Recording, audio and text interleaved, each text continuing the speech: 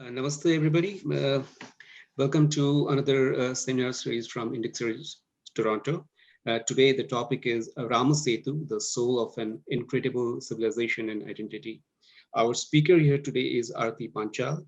She works as an assistant editor at Sanatan Tattva. She has a master's in human resources and also a company secretary.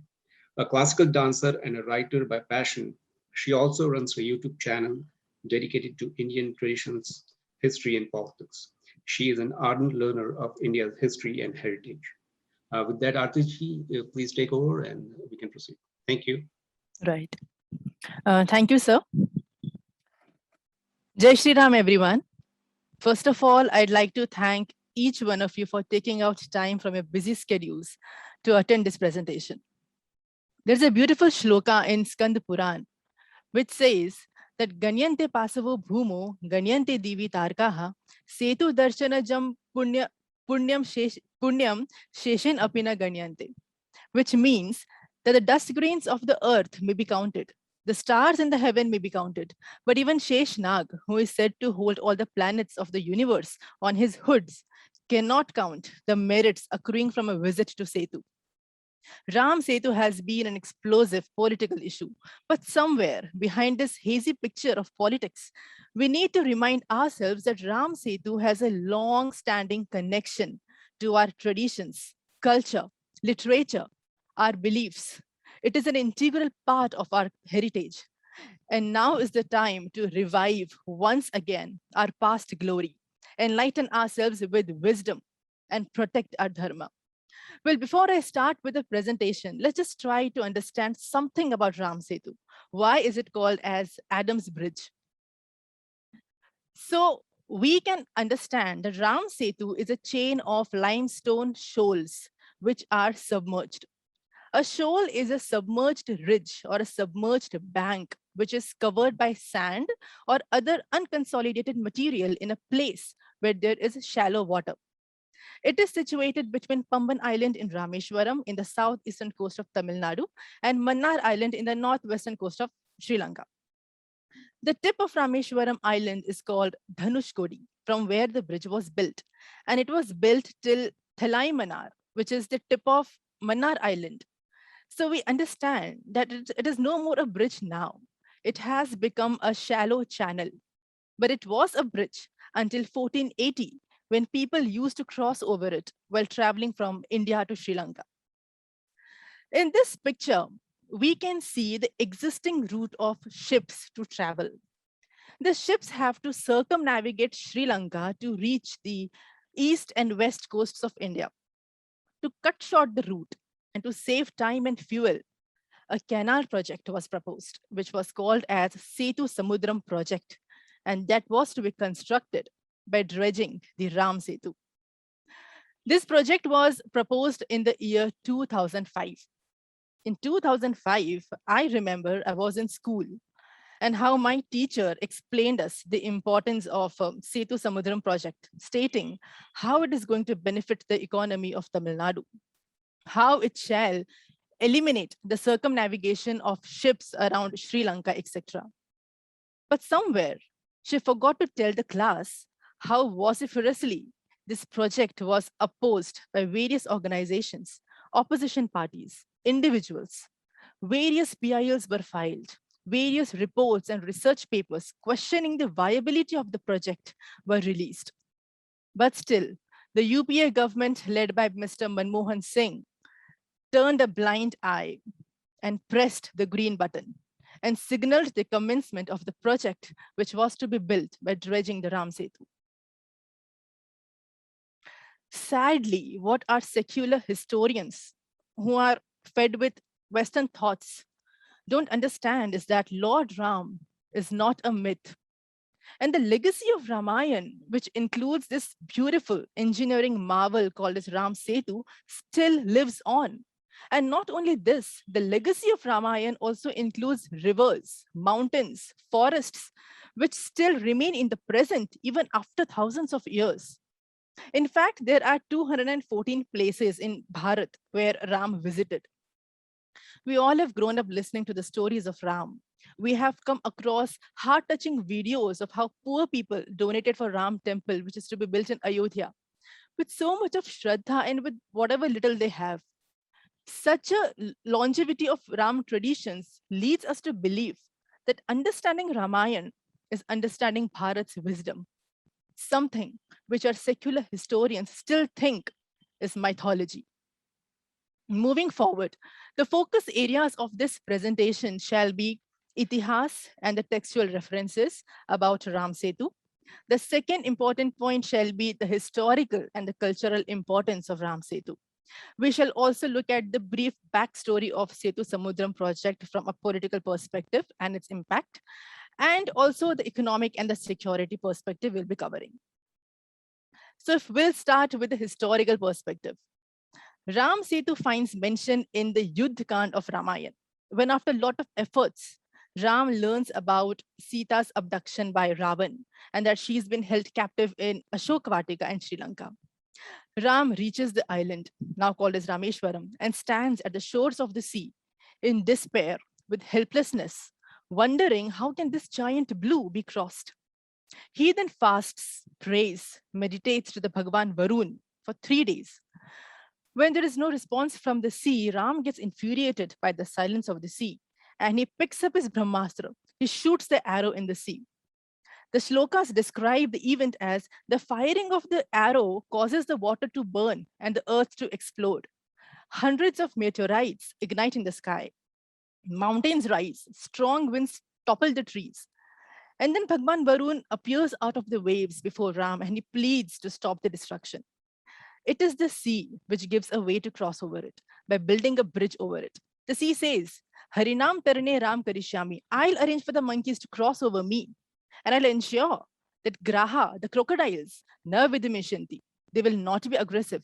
He also suggests the biological son of Vishwakarma, Nal, to be the chief architect of the bridge. So originally the bridge was called as Nal Setu, but as a token of reverence to Lord Ram, it is popularly called as Ram Setu. Then, to build the bridge, a topography survey was conducted by Nal around the areas of Rameshwaram, Dhanushkodi, and Ramanadi districts. The bridge was built from the tip of Pamban Island, which is called as Dhanushkodi, to Thalaimanar in Sri Lanka. But what not many people know is that to make this bridge, a total number of 3 attempts were made.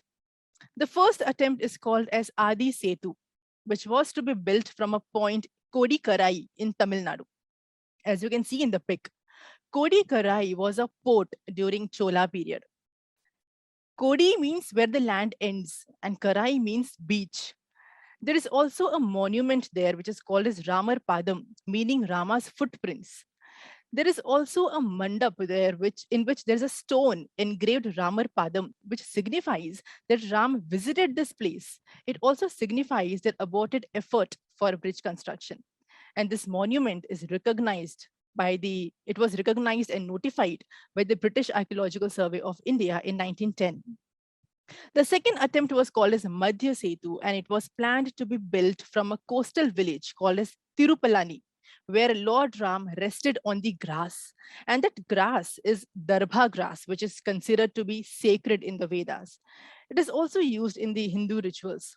To commemorate this event, a temple was constructed where the primary idol is Darbha Sayan Ram, where Ram is sitting in a reclining position on the Darbha grass. The third and the final attempt was made, and that was called as Nal Setu from Dhanushkodi to Thalaimanar. If you understand the construction of the bridge, Valmiki Ramayana has around 22 shlokas on the construction of Ram Setu. It is amazing to note that how our ancestors were so skilled at civil engineering and could build the bridge in 5 days with advanced technology. The shlokas say that the army chiefs of monkeys who resembled mountains, they broke the rocks and trees and the tree trunks and transported the boulders and trees by yantra, that is by mechanical devices. There is a mention of around 14 to 15 types of trees used, like sal was used, dhava, bamboo, kutuj, tilak, tinisia, bilva, mango, karnika, ashoka. Tumultuous sound occurred when rocks were thrown into the sea. Strings were attached to keep the rocks intact, and it was a proper engineered architecture. Our ancestors were aware of foundation. They were aware of pore pressure theory. They were aware of linear alignment. And all this was done under the guidance of Nal. So if from the shlokas, if we want to understand the vertical profile of the bridge, it had the sea bed at the base. Above it was the rock outcrops. Then we had tree remnants and barks, followed by rock boulders, small stones and pebbles. And then at the top, we had the sand. Valmiki Ramayana says the bridge was 100 yojan long and 10 yojan wide. It took 5 days to be built. 14 yojanas were constructed on first day, 20 yojanas on second day, 21 yojanas on third day, 22 yojanas on fourth day, and 23 yojanas on the fifth day.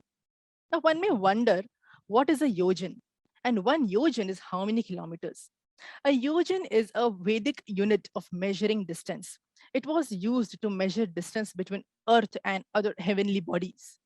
Ramayan too measures distances in yojans. Ram walked on foot through length and breadth of the country, and the distance covered by him are measured in yojans. According to Vishnu Puran, one yojan is 12.2 kilometers. Aryabhatta also says the same thing. The Balkand of Ramayan mentions the measurement of Ayodhya city in yojans. In Mahabharata also, when Hanuman narrates Ramayan in brief to Bhima, he tells him that he could jump 100, that he jumped 100 yojans to reach Sri Lanka. So we understand that it's a unit of measurement to measure long distances. Later on came the conversion of yojans into miles and kilometers. And since then, the definition kept varying. Bhargava's dictionary says 1 yojan is 4 kilometers. Apte's Sanskrit to English dictionary says it's 12 kilometers. Arthashastra says it's 8 kilometers. I'm just mentioning few sources. So whatever be the value of yojan, the bridge appeared to be large and huge as per Valmiki Ramayana. Let's understand whether Ram Setu is man-made or natural. There are two theories. One says that it is a man-made structure. The other says it's natural. The submerged organic material needs to be analyzed for composition and dating. If we find some pattern and layers of stone and sand, only then we can know that there has been a human intervention. The fact is, till now, no underwater research has been done. But finally, we have a good news after a long wait. In January 2021, the Modi government approved an underwater research to ascertain when and how Ram Setu was formed. Few theories say that Ram Setu is a volcanic ridge. But the fact is there are no volcanic activities in the land area, nor in the ocean region of Tamil Nadu. Tamil Nadu is part of the peninsular shield, which is geologically old and stable. Other theories say that it is a submarine linear platform with graben and horsts. Graben and horsts are the features of folding activity as shown in the pic. But then such structures and landforms are not found in the ocean region of Bay of Bengal. Some say it is a coral island formed by the accumulation of dead coral polyps. One must understand that corals can grow just like an anthill on the submerged stones and gravel. There are coral islands in Rameshwaram. There are coral islands in Tuticorin, but they are in the coastal and offshore areas and are not in the said bridge area. Some say it is an anticlinal ridge. Anticlinal ridge is when the folding of rocks takes an arc shape, just like in the pic. But then there is no folding activity yet.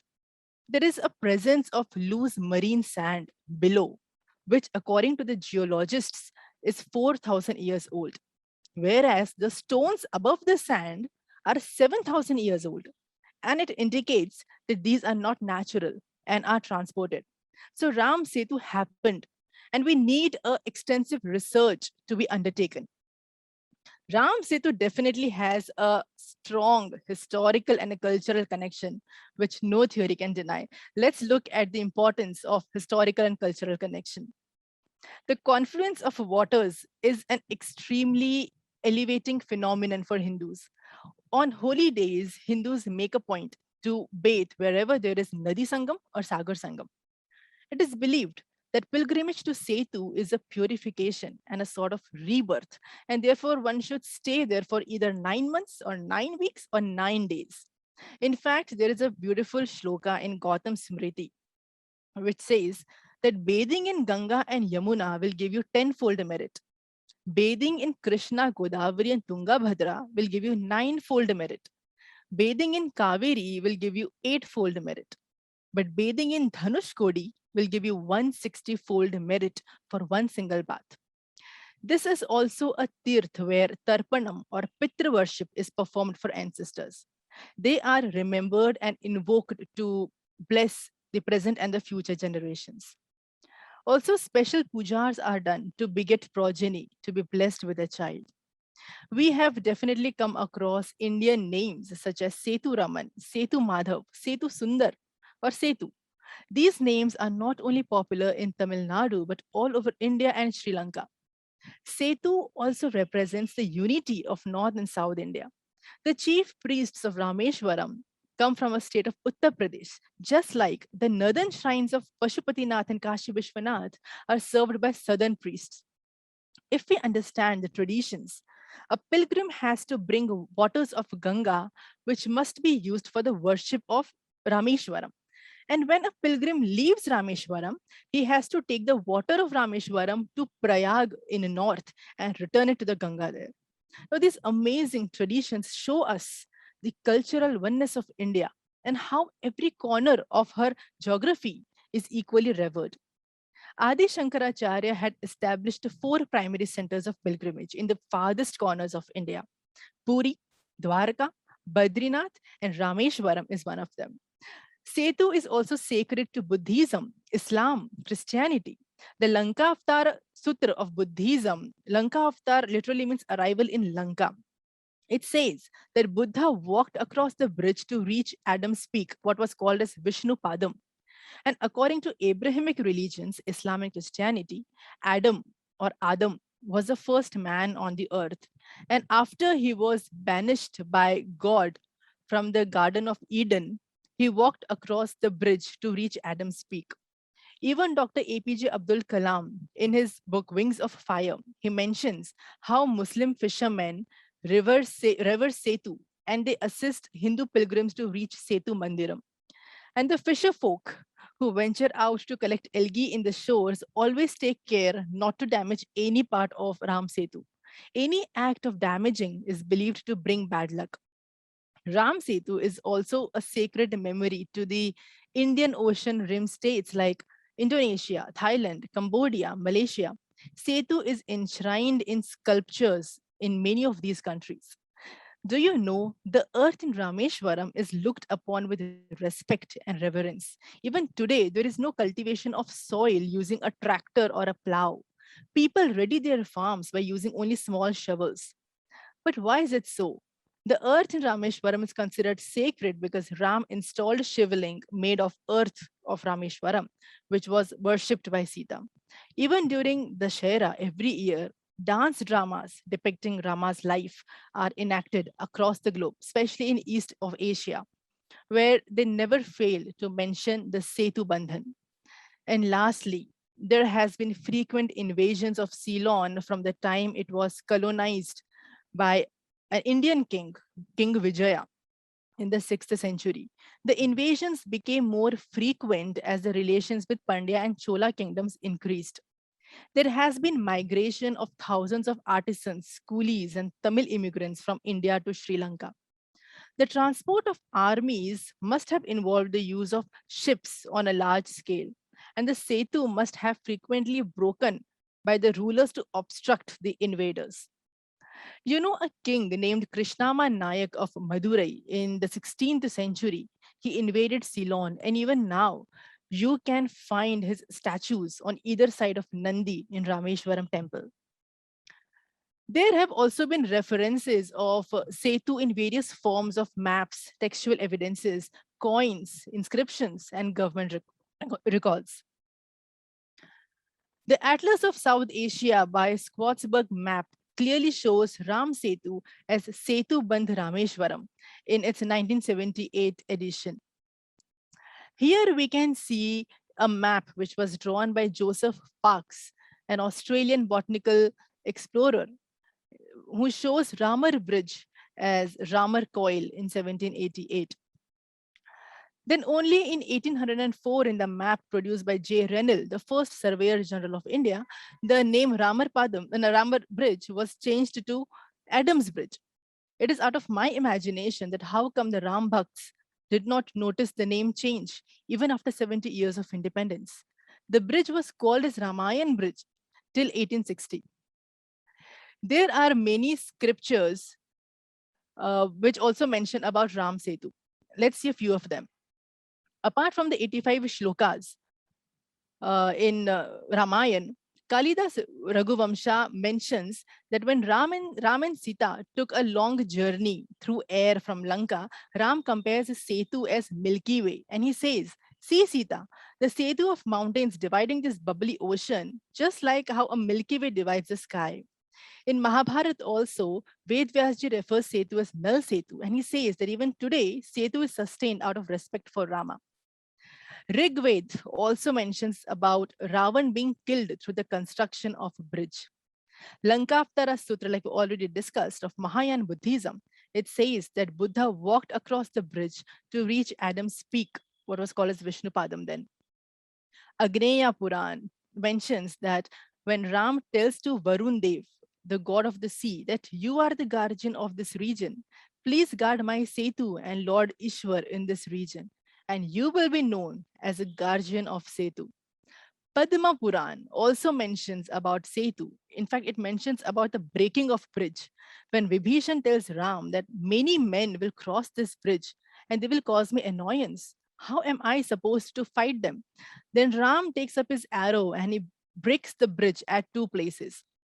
Kurma Puran also mentions that when Ram established the Shivling, then Mahadev and Parvati appeared and they gave the boon that as long as Setu stands, Shiva will dwell here invisibly.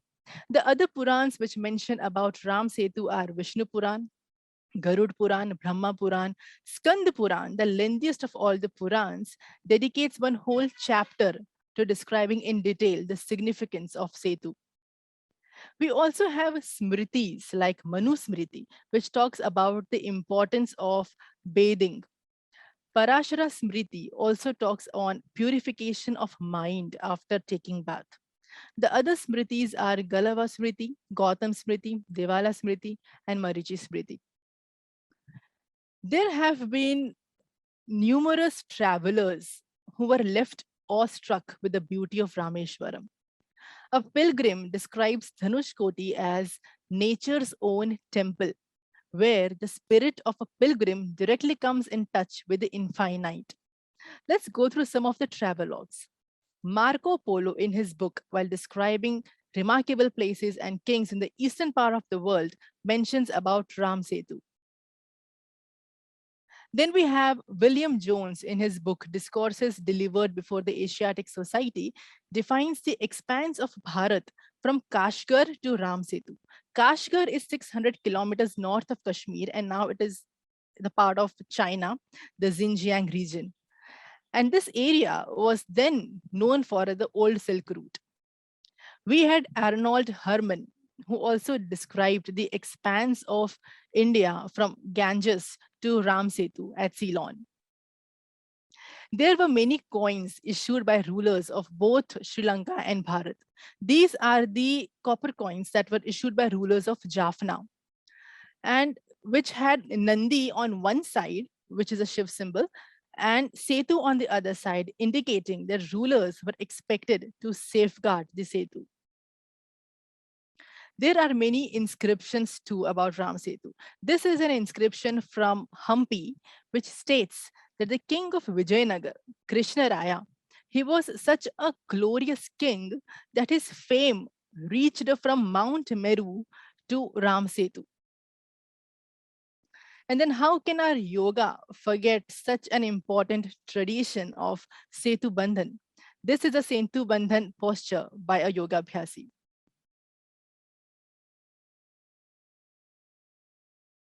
If we see the government records, as I said in the earlier slides, the Ramarpadam is a temple in Kodikarai where the first attempt to build the bridge was aborted.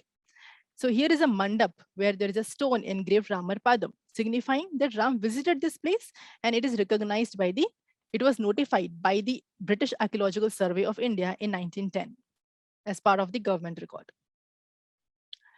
Let's have a look at the political perspective, the backstory of Setu Samudram project. We can see that there are many committees which were set up, which proposed the project.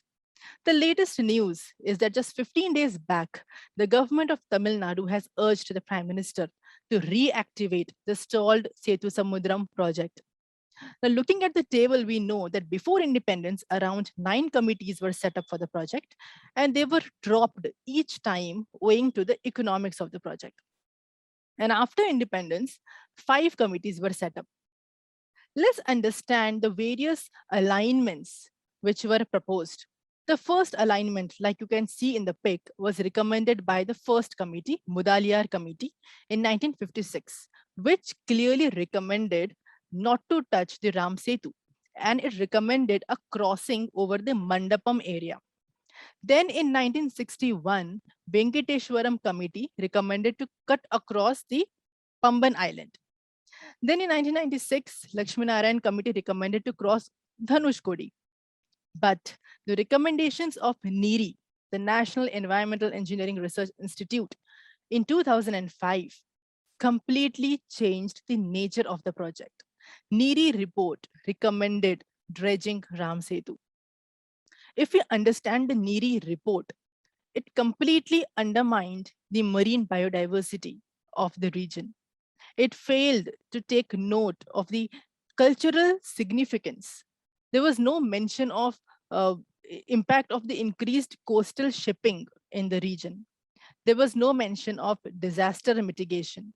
There was no mention of international politics in this region. There was no mention of safeguarding the livelihoods of fishermen. And then the most adharmi karya was done by UPA.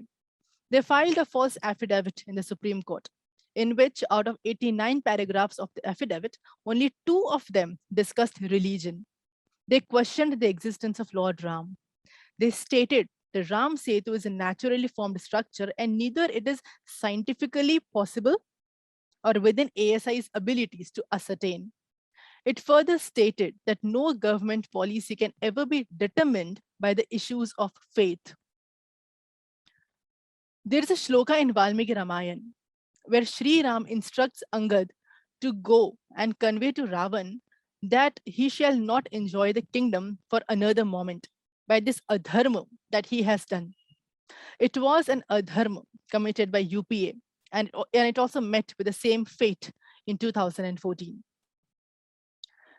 There has been attempts to build this bridge for last 150 years.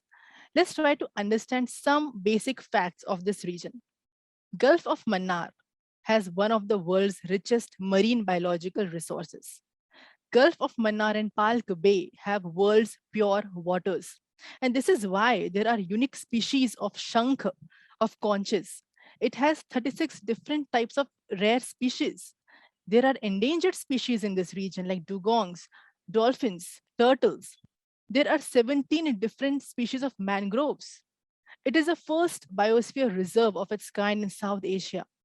And historically, this place was famous for the production of pearls. Palk Strait receives rivers from India and Sri Lanka, and it also has islands of Sri Lanka. Dredging. The project estimates more than 82 million cubic meters of dredging, which alone accounts for 77% of the project cost. Dredging shall impact concentration of oxygen that shall harm the marine animals. There shall be reduction of coral reefs. There shall be reduction of mangroves. There shall be translocation of species and removal of habitats. Dredging will reduce the photosynthetic rate, resulting into the collapse of the fishing industry. The another issue shall be safety issue. We know that seabed is shallow. It shall be a tightrope transit for ships, and they are likely to be crashed. There's a possibility of oil spills from shipping accidents, which can have serious long-term impacts on the environment. Another is socio-economic impacts.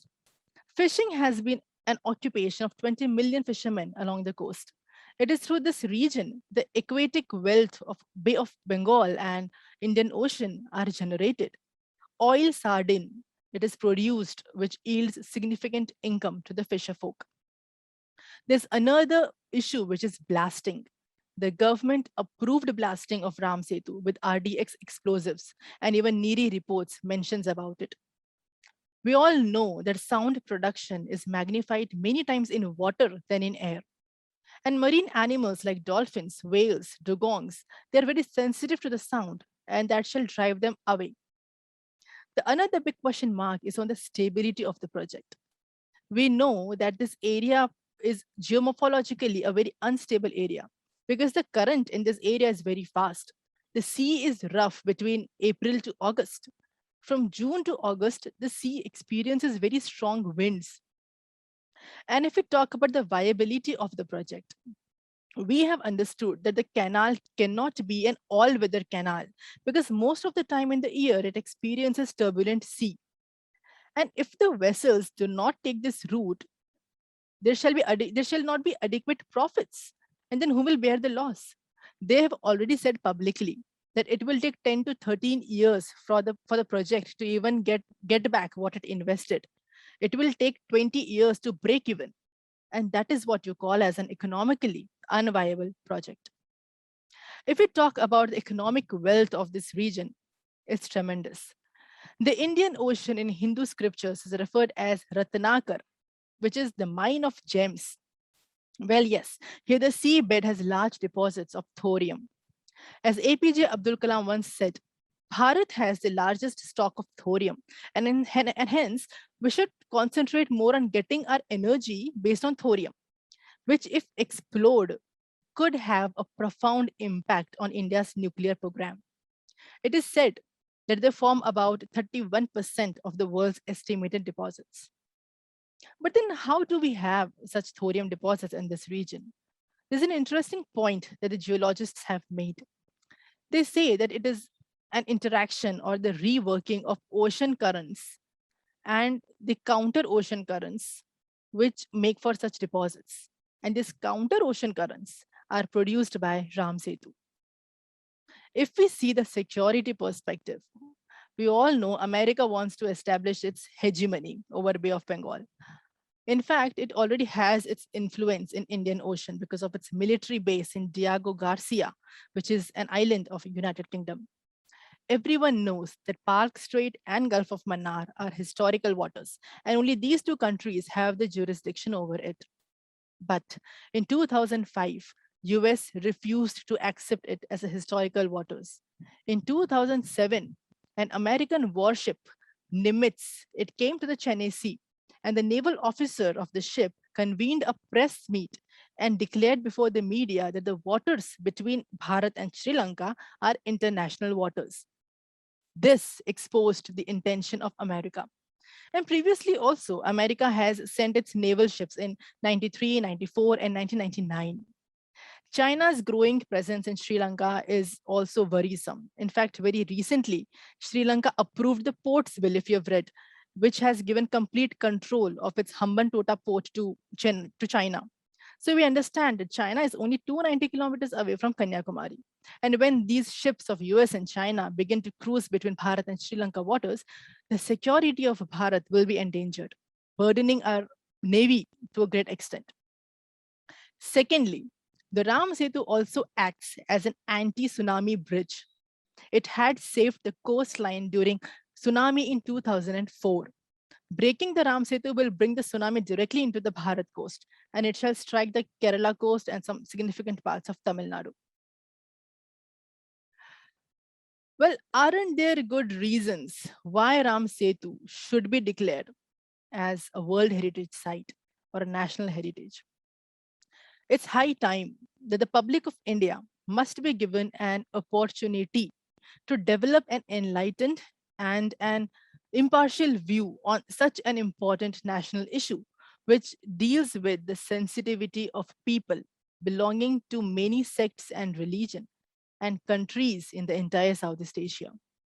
Section 295 of the Indian Penal Code says, whoever destroys or damages any place of worship with the intention of insulting the religion shall be punishable with imprisonment and fine. We understand that it is a crime. It should be given some recognition or should be declared as national heritage so no future government can touch it. But then what does it take to be a national heritage? We have an act called as Ancient Monuments and Archaeological Sites and Remains Act 1958, which defines an ancient monument, any structure or monument which has historical importance, which has archaeological importance, which has artistic importance, and which has been in existence for not less than 100 years. And any such monument can come under this purview, and ASIE is empowered to bring any such monument under its protection. Now, what does it take to be a World Heritage Site? For a World Heritage Site, it must be a unique landmark, which is geographically identifiable, historically identifiable, and has an outstanding value to humanity. There is a point to ponder. Why is Taj Mahal a World Heritage Site and why Ram Setu is not? Ram Setu is much older than Taj Mahal. In fact, now many scientific evidences prove that Taj Mahal is Tejo Mahalai, an ancient Hindu Vedic temple. Taj Mahal was built by humans on land. Ram Setu was built on water by superhumans. Taj Mahal took 22 years to be built. Ram Setu was built in 5 days, which connected 2 countries. If Taj Mahal is a symbol of love, then even Ram Setu is. Taj Mahal was built after a wife's demise. Ram Setu was built to save Ma Sita. And for that, Ravan was killed. Entire Lanka was burned. It shall be a great service to the nation by government if Ram Setu gets some recognition. So far we have discussed our itihas that proves that Ram Setu had been there for thousands of years. Culture. Culture is the highest expression of what it means to be human. Ram Setu should be viewed as a belonging to all humanity. As to the viability of the project, we have seen the reasons why Setu Samudram needs to be scrapped. But even if the government wishes to proceed with it, it must reconsider the issue in its entirety, taking opinions from fishermen to shipping companies, tsunami board, state governments, and go with the recommendations of previous committees and not NERI. As for security, in the words of former Director General of Indian Coast Guard, Rustam Contractor, he says that there is a strong possibility of the canal being used by militants, terrorists, LTTE to be specific. And we have already understood that there are going to be many stakeholders in the region. So we have reached the end of the presentation. I'd like to conclude it by citing a shloka from Gita. Atita nagita bhavaye cha vartanti sampratam tan kal nirmitan budva na sangyam hatumarsi, which talks about the power of time, the power of Kal.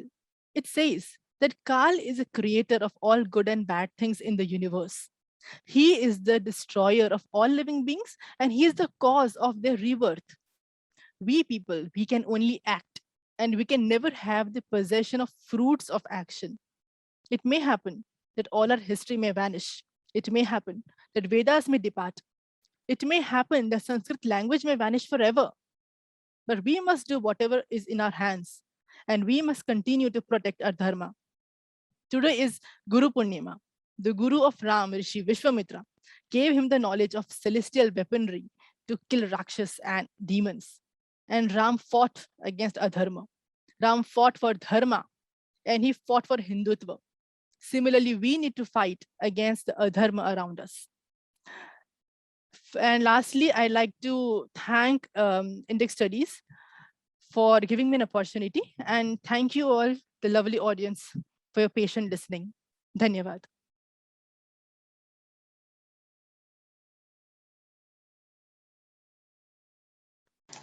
Okay, thank you, Ardaji. That was a very interesting and informative topic that you discussed. A lot of us do know about the Rama Setu, but the concept that you presented with 4 different aspects of it was very, very informative and very enlightening. So we will take questions from the audience. We have Anuradhaji here. Anuradhaji, please go ahead and ask the question. Thank you. You need to unmute. Okay, can you hear me? Yeah, Yes. we can hear you. Yeah, first of all, Namaste Aarti. Namaste. Very comprehensive presentation. We probably knew a bit of it, but you put a 360-degree perspective to it. So thank you very much for that. Uh, one small request I have is let's not use Lord Ram. Let's call Sri Ram Correct. because Lord has a very colonial connotation. So Right. just a I request. agree with you. Right. Okay. Right. Yeah, Third, right, ma'am. have you traveled to Ram Setu? Have you traveled to these places that you mentioned? No. Okay, so let me share. I have traveled to Rameshwaram, Dhanushkodi, and Thalai Manar, and Okay. so from the other side, from the Thalai Manar point, you can actually see Rameshwaram temple. It's a huge temple, and Okay. at the Sri Lanka and in Mannar, there was a similar temple called Tirukuteshwaram. Right. Okay, I've read about it. Right. and it was destroyed by the Portuguese, and they are Sri Lankan citizens are now rebuilding that temple. Of course, they can't Okay. build it. So I had gone to cover. I had written a story about that temple, so I had gone to cover, and that's when I went to that point in Thalai Manar where you can clearly see, and the locals will tell you that till about 30-40 years back, also you on a low tide you could walk on the bridge. And third, when you spoke about the currents in opposite directions there, Right. right, Yes. you can see it when you stand at Thalai Manar. You can see that the waves on one side are going in one direction, waves in other side are going in one direction, and they switch regularly. Right. So Very interesting information. it's a Yes. very unique phenomena. Anytime you travel to Sri Lanka, it's a sight to be seen. Right. Thank you Thank you very so much much for for that. this information. Yes. I'll surely travel. Yeah.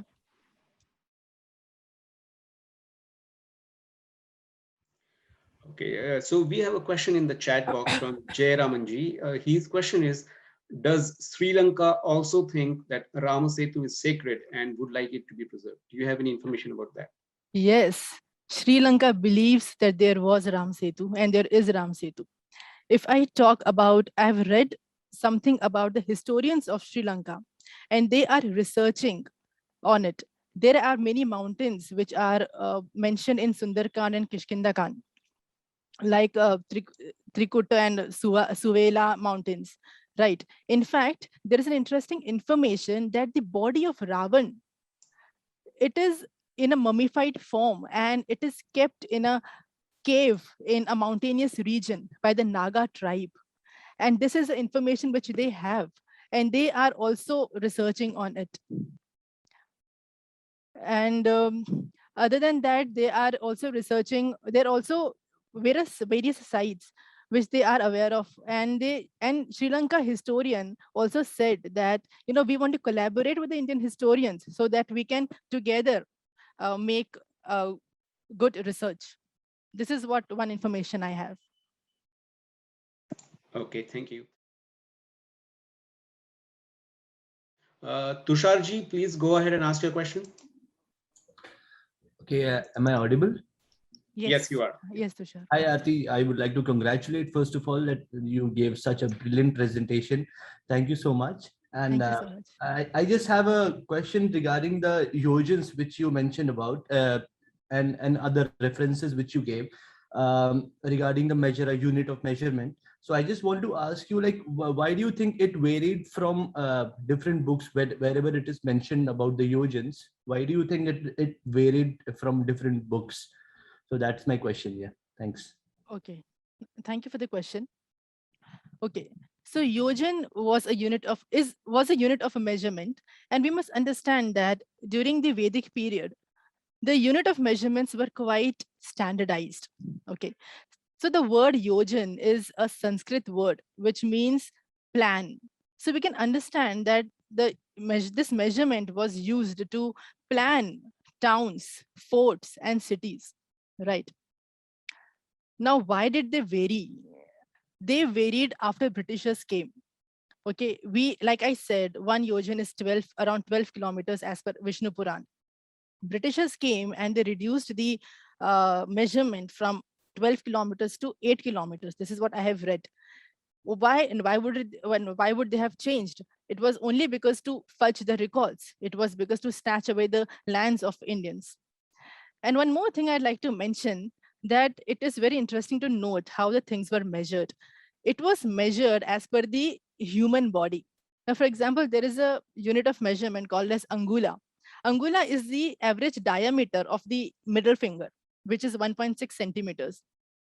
Another unit of measurement is the vitasti. Vitasti is the span of from the middle finger from the thumb.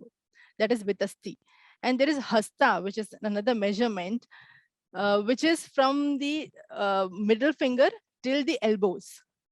And then there is Goyuta, which is Gavyuta, which is called as Gavyuta. That was the distance from where you can hear the cow moo in a silent environment. So 4 Gavyutis were 1 yojan. Yes, so we can understand that the measurement is a very vast subject. If you're really interested to know about it, you must read Brahman Puran, which has an exhaustive list of measurements. Thank you. Thank you, Aartiji.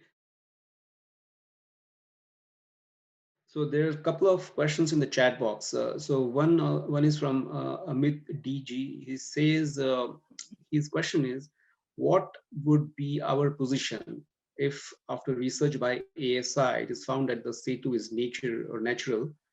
Because he has read some research papers where it is mentioned that it is a natural, what do you say, natural formation as against a man-built formation. There are many research papers which say that it is natural. We must understand that our historians are they have the Western minds, and they never believed in Ram. It was always a myth. So once you have this belief, you can never do the research, right? But we do also have papers which say that it is a man-made structure. In fact, there are some materials on the bridge which have not eroded. There are some material on the edges of the bridge which have not eroded. Okay, so like I said, the sand is of like 4,000 years old, whereas the stones above it are 7,000 years old. And this cannot be possible. We need an extensive research on it. And like I said, there's so many references, like even after that, if we are doubting our culture, then it's not right? So I think an extensive research is needed, but Ram Setu was there for sure. Thank you. Okay, thank you. This next question is kind of a follow-up on the previous question about sacredness of the Ram Setu to Sri Lanka. So the question is, if the Setu allowed for the invasion of the Sri Lanka, then why does Sri Lanka have positive reasons to value the Setu? Well, it's history, right? Sri Lanka now, of course, it's a part of our history, and even they are entitled to know about it. Now, where does this thought comes that why should we research because we were invaded? Now, that is not like that's not the way to look at things. Why would they not be interested?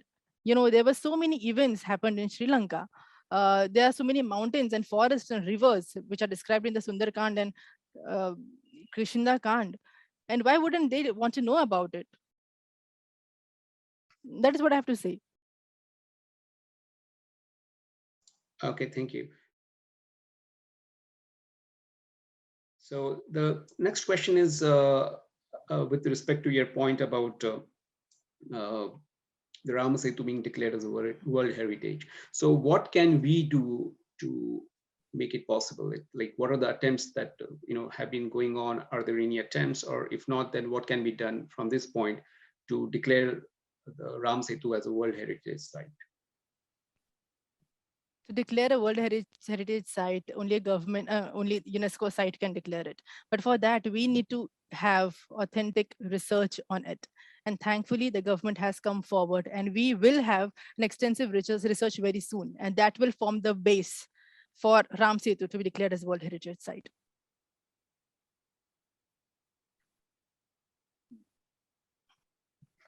We really need to fight for our dharma. Anything that we can do, we need to fight for our dharma. This is so true. You know, uh, the other civilizations, they always believed the survival of the fittest, whereas we people never believed in that. We never conquered even one nation or one race because we believed in the survival of conscious. We were conscious enough to an extent that we knew how to survive. We sacrificed, our ancestors sacrificed everything for us. So we need to understand the philosophy of Bharat.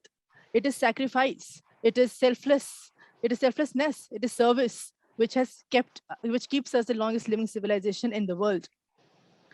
So of course we need to fight for dharma, because I think we have become so much distanced from the roots, from our roots. And if you ask a college going kid in Mumbai, okay, what are the four Vedas, or what are who wrote Ramayana, who wrote Mahabharat, he may not know. And so we need to go back to our roots. And it doesn't mean we have to read Purans or Upanishads or Vedas, because not everyone has it's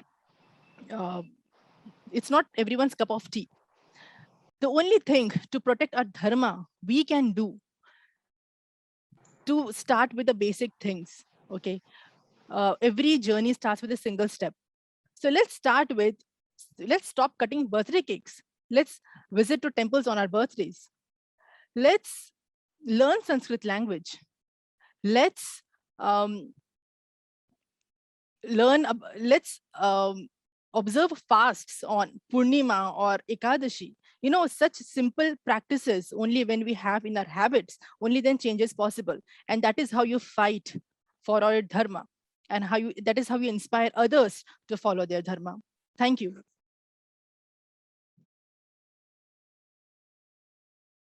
Okay, so we have a question about where can we get information on the actual building of the bridge?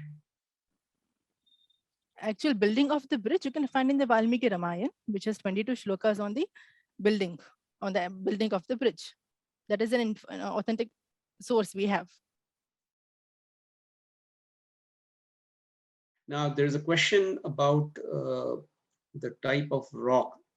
There's a type of volcanic rock called the pumice stone, which floats on water.